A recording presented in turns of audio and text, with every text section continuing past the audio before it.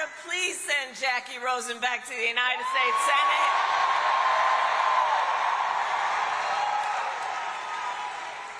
And to all the tribal, elected, and community leaders with us today, I thank you. I thank you. I thank you. So, Reno, tomorrow, well, by the way, happy Halloween. So tomorrow, Friday, November 1st, is the last day to vote early in person. And if you are voting by mail, please do not wait. Sign the envelope and return your ballot today. Your ballot must be returned to a drop box or postmarked by Election Day next Tuesday, November 5th. So please help get the word out and ask people to go to iwillvote.com if they're not sure.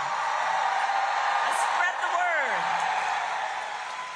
And we need you to vote, Nevada. You are going to make the difference in the outcome of this election, and I thank you. I thank you.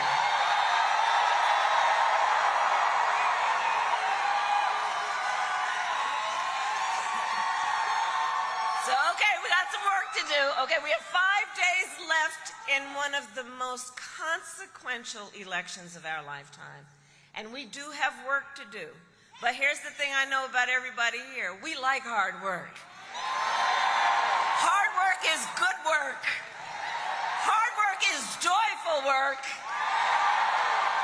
And make no mistake, we will win. We will win.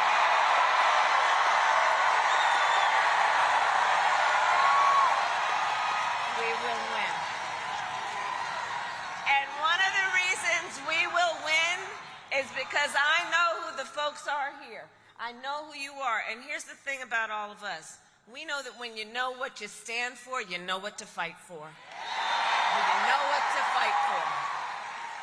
And we know we have an opportunity in this election to turn the page on a decade of Donald Trump trying to keep us divided and afraid of each other. We're done with that. We're exhausted by it. We're done with that. We're done with it. And Reno, this is the thing. We know that this is not who we are. That's not who we are. And it is time for a new generation of leadership in America.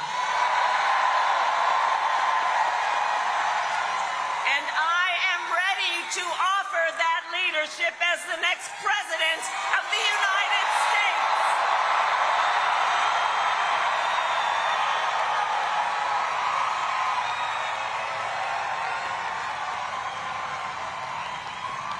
And Nevada, we're going to...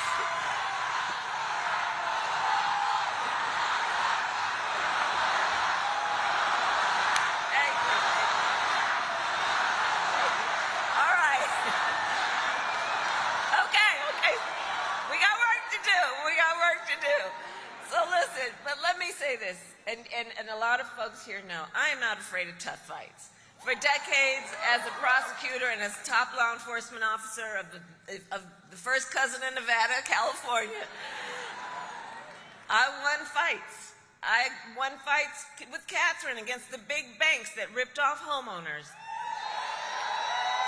against for-profit colleges that scammed veterans and students, against predators who harmed women and children, against the cartels that trafficked in guns and drugs and human beings.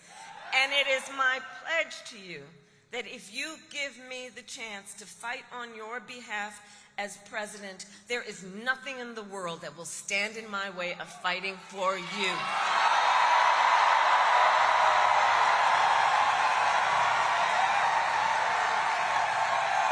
For the people. And look, we know who Donald Trump is. Because we all know he is not someone who is thinking about how to make your life better.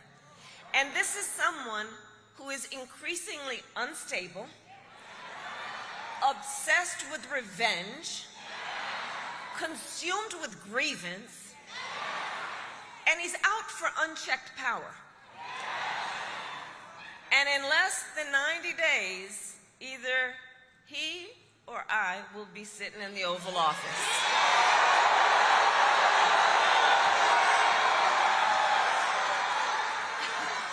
And listen, here's what we can imagine, right? We've all seen on TV, you've seen the Oval Office, but here's the thing. We have to get the word out to help people even just visually imagine what that day will be. Because if elected, Donald Trump on day one would walk into that office with an enemies list. When I am elected, I will walk in with a to-do list on behalf of you. And at the top of my list is bringing down your cost of living. That will be my focus every single day as president. I will give a middle-class tax cut to over 100 million Americans, enact the first ever federal ban on corporate price gouging on groceries. I've taken on that issue before, I'll take it on again. I will make housing more affordable by building more homes and taking on corporate landlords who unfairly buy up all these properties and jack up rents. We will fight for working families by raising the minimum wage and eliminating taxes on tips for service and hospitality workers.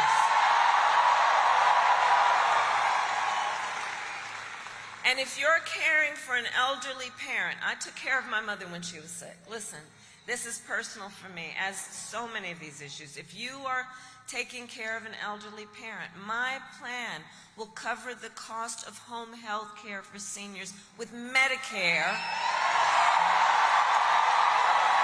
so you don't have to deplete whatever savings you got to qualify for Medicaid. It's just about dignity so that seniors can stay in their homes and you can be able to do all that you need to do, especially if any of you are in that sandwich generation, raising young kids while you're taking care of your parents. It's just about dignity.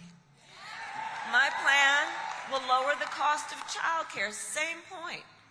We will also cut taxes for small businesses. Can I see the small business owners who are here?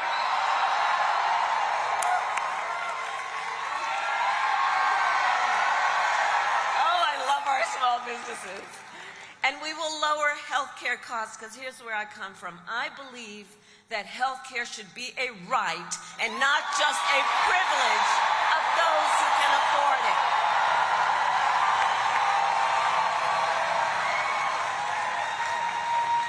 So this is about values, right? How do you think about what people need to live with dignity, to live where they are able to work and know that it actually means something, that is not just about getting by but getting ahead?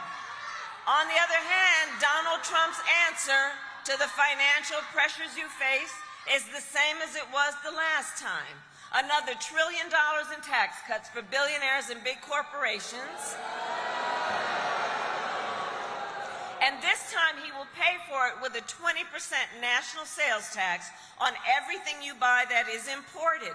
Just imagine, on clothes, food, toys, cell phones.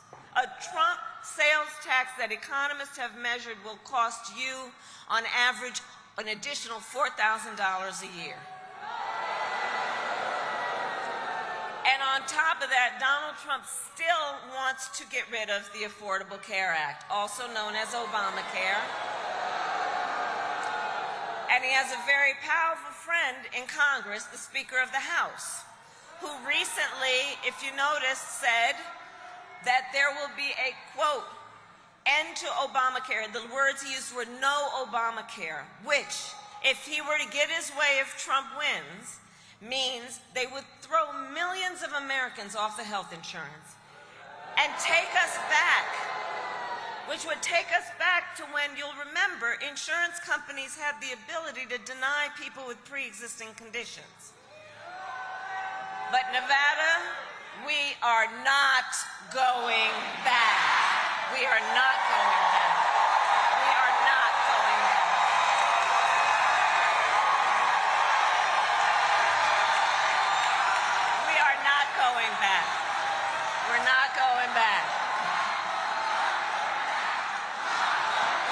going back.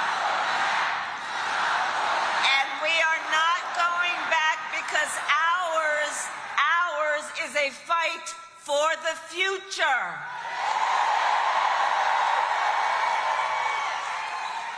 And ours is a fight for freedom.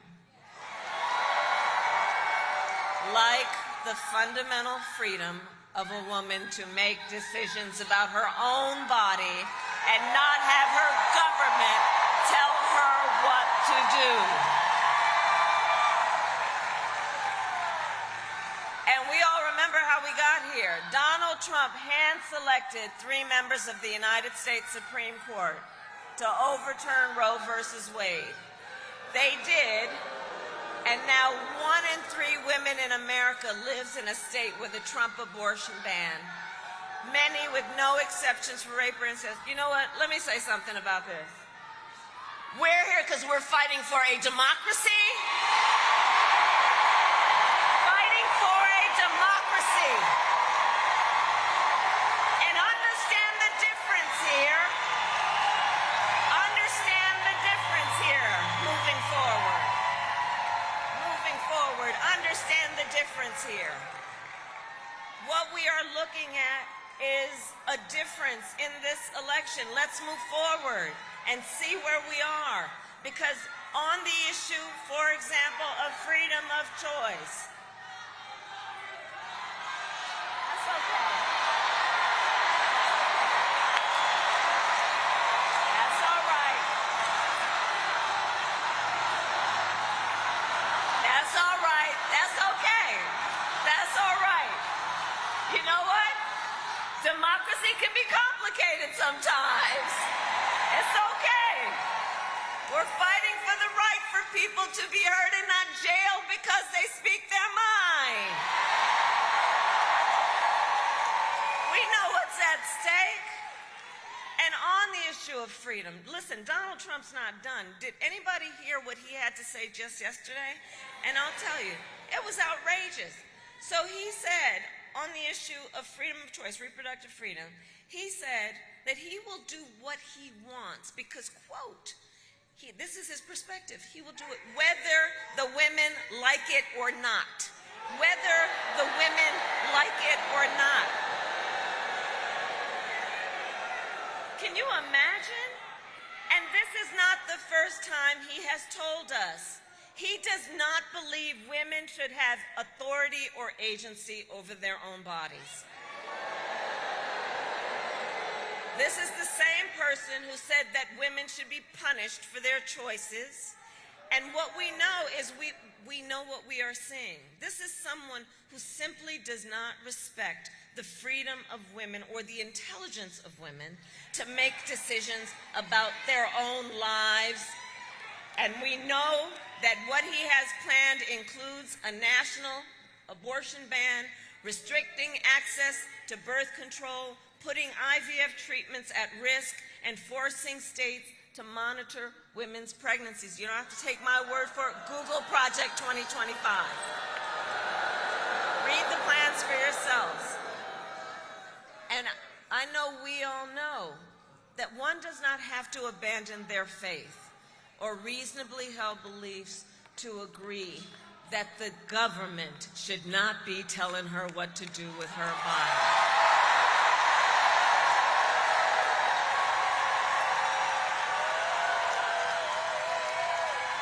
So Nevada, to protect your right to make your own health care decisions, vote yes on question 6. And make sure you vote up and down the ballot to truly protect that right. And I will tell you, when Congress passes a bill to restore reproductive freedom nationwide, as President of the United States, I will proudly sign it into law.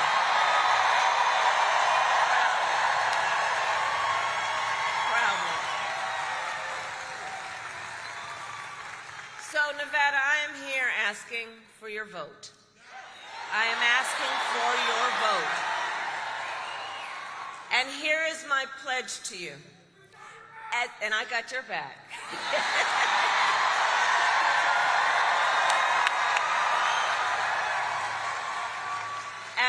President, I pledge to you to seek common ground and common sense solutions to the challenges you face. I am not looking to score political points. I am looking to make progress.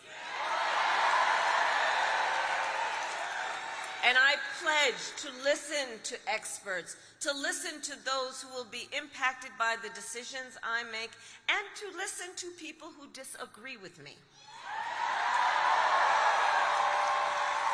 Because that's what real leaders do.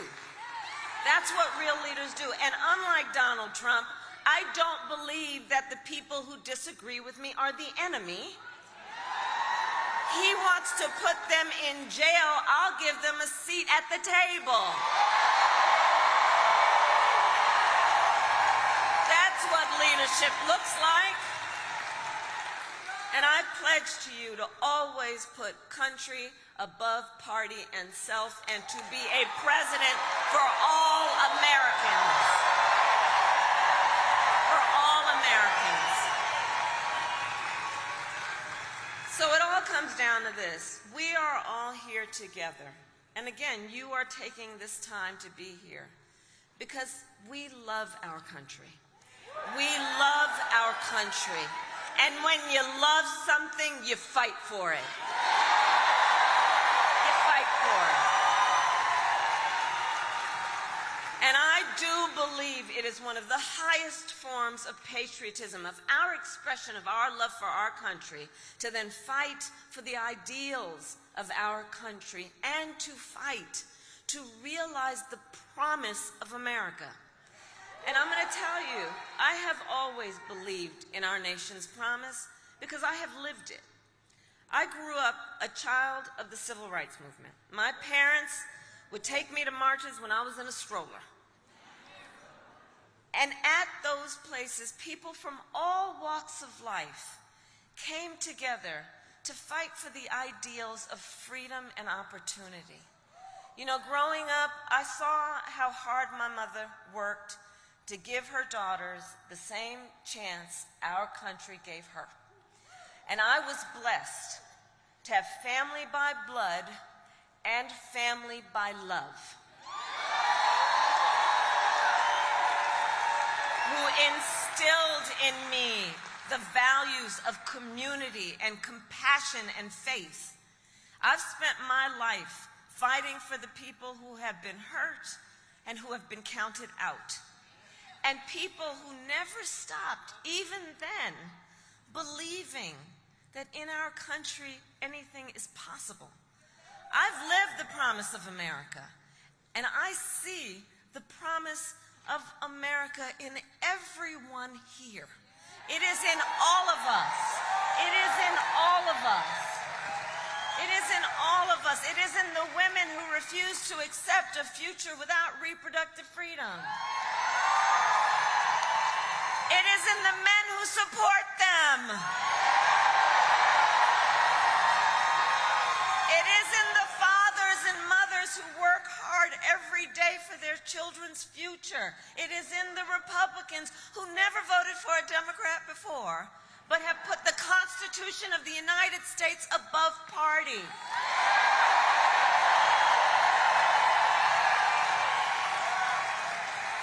I see the promise of America in all the young leaders who are voting for the first time.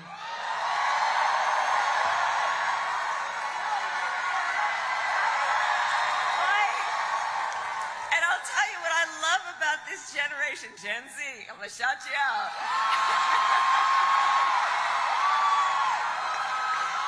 Let me tell you what I love about you all, you leaders, you young leaders, as you are rightly impatient for change.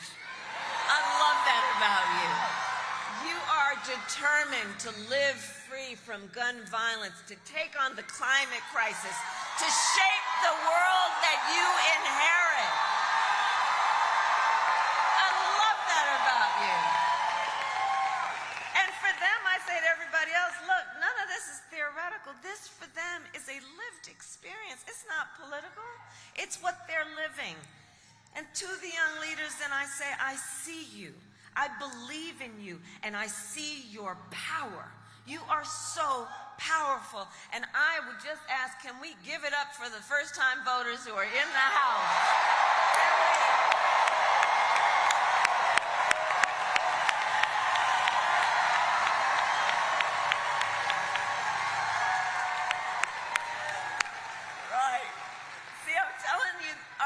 Is bright.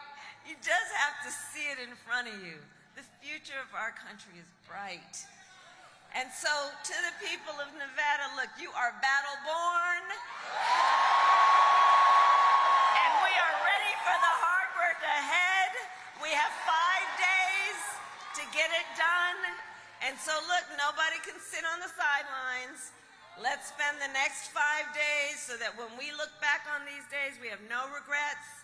And let us make sure that we are knocking on doors, that we are texting folks, calling folks, reaching out to family and friends and classmates and neighbors and coworkers. And as we do, I have a request. As we do, please let's be intentional about building community. And let's be intentional about building coalitions. You know, these last many years, it's had a way of, trying to make people point their fingers at each other, trying to divide us, trying to make people feel alone. So let us all, in this moment, be intentional about building back up and reminding folks we have so much more in common than what separates us. So much more. So much more. And so we all know here, your vote is your voice, and your voice is your power.